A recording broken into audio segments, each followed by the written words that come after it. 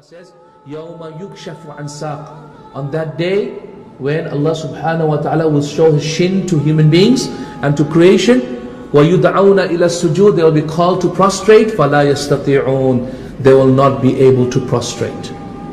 خَاشِعَةً أَبْصَارُهُمْ. As a result, their faces will be filled with fear.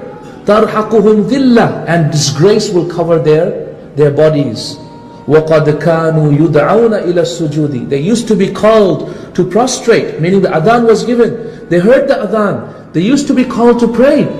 وَقَدْ كَانُوا يُدْعَوْنَ إِلَى السُّجُودِ. They used to be called to pray.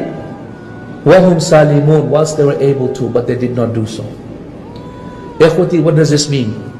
Meaning if you fail to pray in this dunya, Allah subhanahu wa ta'ala will disgrace you and will punish you and throw you into Jahannam in the akhirah.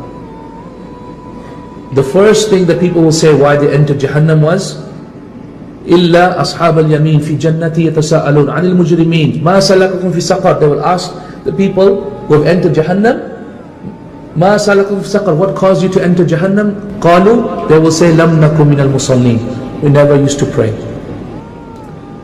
And that is why the scholars of Islam, Imam Ahmed rahimahullah says, anyone who misses one prayer intentionally, then he has become a disbeliever. Anyone who misses one prayer intentionally. Our Shaykh used to say, if you do not intentionally put the alarm clock on, then you have committed an act of shirk. Meaning alarm clock on for waking up for Fajr. You know that you can't wake up for Fajr without an alarm clock. You know you need an alarm clock to wake up, but you do not put the alarm clock on, then you have committed an act of shirk. Because Salah is the only link between us and Islam. In the authentic narration in Sahih Muslim, Rasulullah sallallahu alayhi wa sallam said, he said, ما بين المرء والإيمان والكفر والشرك ترك الصلاة. He said in authentic hadith, what did he say? He said, what is between a person and Islam and Iman and shirk and kufr? And in that hadith he said, Ash-shirk al-kufr. This is authentic hadith in Sahih Muslim. Tarku salah is the leaving of salah. Imam al-Shawkani rahimahullah said in the explanation of this hadith, he said this hadith is the greatest evidence that leaving salah is kufr, is major disbelief. Why? Because he said between Islam and al-shirk al-kufr, the shirk, the kufr. And the shirk and the kufr cannot be anything, it cannot be a small shirk, small kufr, it must be the major shirk, the major kufr.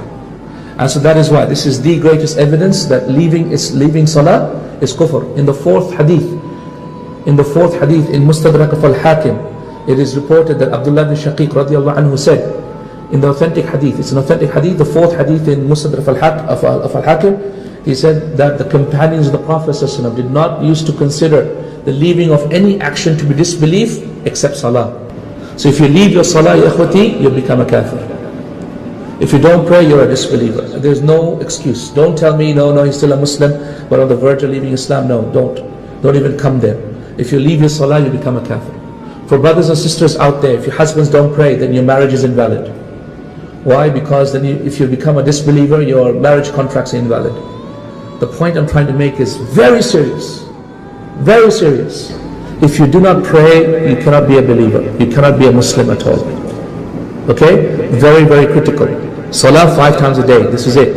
It's the minimum requirement of action. Minimum requirement of action. You must have this. Can't be lazy on it. You cannot be lazy.